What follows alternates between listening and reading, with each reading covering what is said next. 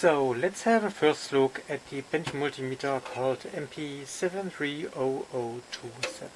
That's the yeah.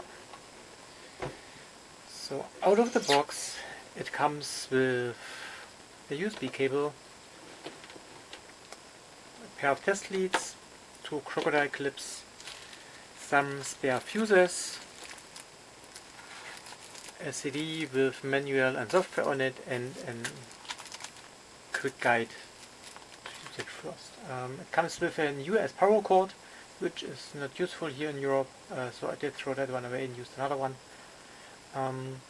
It does not come with a calibration certificate, which I found quite interesting. I'm not sure whether that's always the case or whether it's just missing for mine. But yeah, so that's what you got here. Let's have a look at the meter itself. So that's the meter. Nice on switch here. That's a rerun, not a soft button. USB hose where you can put an USB stick in there. Display, function selection. These are the menu buttons, connectors, navigation, and the buttons for using advanced functions. When you turn it around, okay, we had a power cord. It actually came with 220 volt pre-selected, even though it was with a US cable, so that's interesting. Never forget, when you change this you probably need to replace the fuses, as stated here. USB connector, serial and Ethernet. Here it has an external trigger input and an auxiliary output, which I'm not sure, I need to look at what it's actually used for. But basically that's it. Ventilation holes on the sides.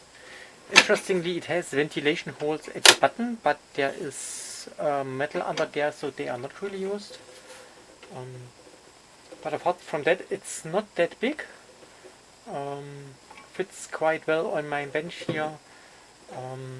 It's smaller than the power supply that I'm having, or the oscilloscope, at least from the width and the height.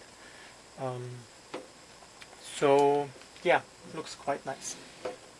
Let's have a look at all the other stuff. Okay, that's a normal USB cable, nothing to be excited about. You have the test leads. They feel a bit cheap. They are actually not silicone wires, they are PVC, as stated here. So yeah, it's probably a good idea to replace them.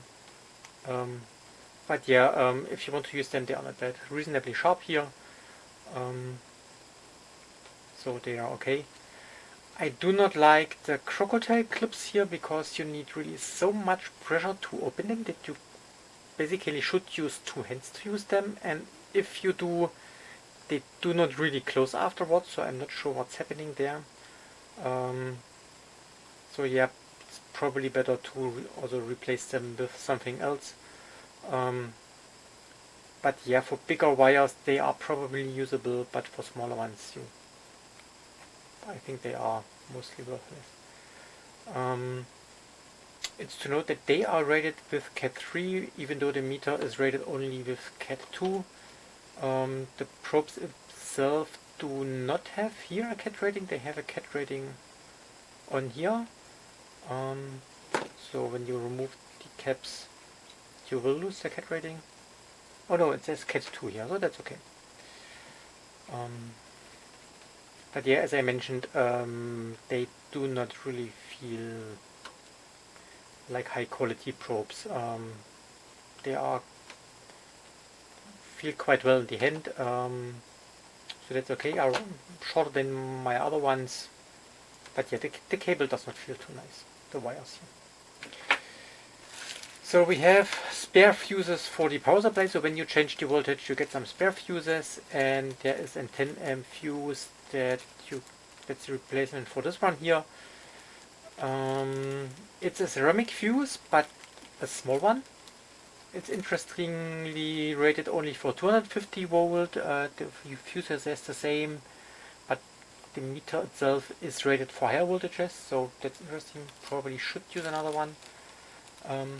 I also had a look already on how to replace the fuse, and it was basically impossible to get the fuse out, so it was difficult to open the fuse holder here, and the fuse did not come out. So if it breaks and splits in two halves, you have a big problem. You probably need to take apart the whole meter to just access the fuse holder somehow.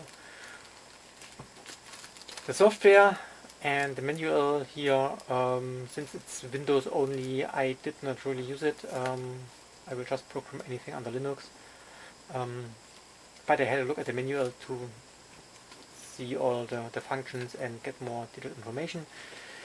And I already mentioned you have a quick guide which explains basically all of the buttons and functionalities, but nothing really in detail. But for a first go, you get at least a good overview for the meter. Does not contain a data sheet, I think. Yeah.